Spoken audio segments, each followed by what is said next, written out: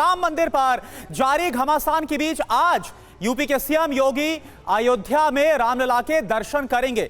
लेकिन इससे पहले ही योगी पुणे पहुंचे, जहां से ओवैसी के लिए एक संदेश भेजा है। आप देखिए, बड़ी खबर यह है कि पुणे के गीता भक्ति महोत्सव में सीएम योगी आदित्यनाथ बोले, यहां पर उनका बयान आया, हमारी पहचान मुगलों से नहीं, औरंगजेब को अब कोई नहीं पूछता। अयोध्या में भव्य राम मंदिर बना, 500 सालों की गुलामी खत्म हुई।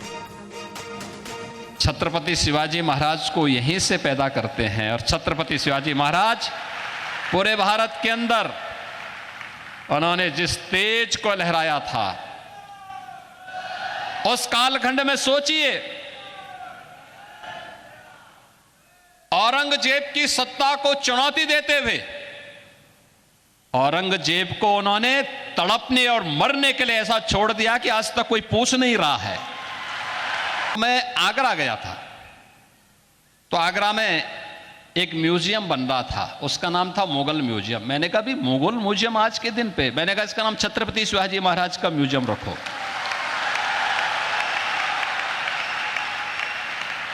हमारा संबंध छत्रपति शिवाजी महाराज से है, हमारा संबंध मुगलों से नहीं है, और इसलिए छत्रपति शिवाजी महाराज के नाम पर जाना जाएगा ये म्यूजियम, और छत्रपति शिवाजी महाराज की स्मृतियों को वहां पर सजोने का कार्य पूरी भव्यता के साथ आज हम लोग उसको आगे बढ़ाने का काम कर रहे हैं।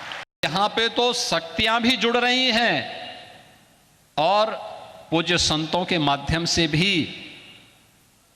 भक्ति भी आपस में एक दूसरे का सानिध्य प्राप्त कर रही हैं, और इसी का परिणाम है जब ये शक्ति मिलेगी, भक्ति और शक्ति का अद्भुत संगम होगा, तब 500 वर्षों की गुलामी की दास्ता से मुक्त होकर के अयोध्या में राम मंदिर का भव्य अद्भुत क्षण भी, वह अलौकिक क्षण भी हम सबको देखने को प्राप्त होता है। तो देखिए नूर साहब, आपने सुना सीएम योगी आदित्यनाथ को, उन्होंने साफ कहा कि जो हमारी पहचान है वो मुगलों से नहीं है। लेकिन आप हो या फिर जिस तरह से ओवैसी का बयान निकल कर आया, लगातार क्यों औरंगजेब और बाबर का जिक्र किया जा रहा है? भाई मेरी बात सुनिए ध्यान से। हाँ, मैं नूर साहब से एक सवाल पूछना चाहता हूँ। आपसे डरकर, योगी जी से डरकर, नरेंद्र मोदी जी से डर करके एक व्यक्ति खामोश रह सकता है, कोई दल ईडी और सीबीआई के खौफ से खामोशी अख्तियार कर लेता है, लेकिन देश का जो इतिहास है वो खामोश नहीं रहेगा। वो ये के बाद दीगरे लोगों के पास पहुंचेगा, वो बताएगा कि मंदिर तोड़ करके कोई मस्जिद नहीं बनाई गई थी, देश की सुप्रीम अदालत ने कहा है, लेकिन मस्जिद तोड़ करके मंदिर बनाया गया है। ये देश का इतिहास लिखा जाएगा, बोला जाएगा। मौलाना साहब, आज तो आप मुस्लिम स्कॉलर की तरह नहीं बल्कि एक राजनेता की तरह बोल रहे हैं, कभी भी राजनेता की तरह बोल रहे हैं आप।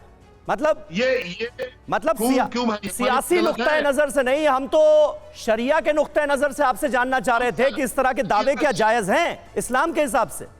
समीर साहब, बिल्कुल जायज है। हाँ, चलिए ठीक है, आप ये कह रहे हैं कि जायज है। अब नीजेश अवस्थी जी जल्दी से। हाँ, समीर भाई, मैं नूर साहब से एक सवाल पूछना चाहता हूं। अभी इन्होंने कहा कि भगवान नहीं, राजाओं को भगवान ने बना दिया, आप नहीं मानते श्री राम को भगवान, तो फिर जय श्री राम कहने में, हिंदुस्तान के एक राजा का जय करने में आपको क्या आपत्ति है? आपका धर्म कहां से आ गया इसमें बीच में? आस्था कहां से आ गई बीच में? भारतवर्ष के एक राजा की जयकार बोलने में आपकी आस्था और धर्म कहां से बीच में आ गया? आप तो मानते नहीं है, पहली बात।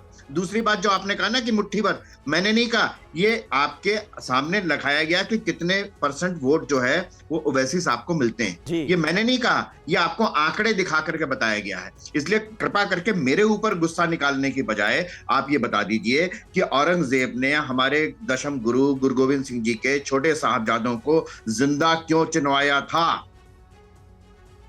वो हमारा नायक कैसे हो सकता है? अब ये हाफिज नूर साहब कैसे बताएंगे? वो औरंगजेब या बाबर के प्रवक्ता थोड़ी हैं, अब वो कैसे बताएंगे? हाफिज नूर साहब चुप हो गए। बाबरी का नाम क्यों लेते हैं?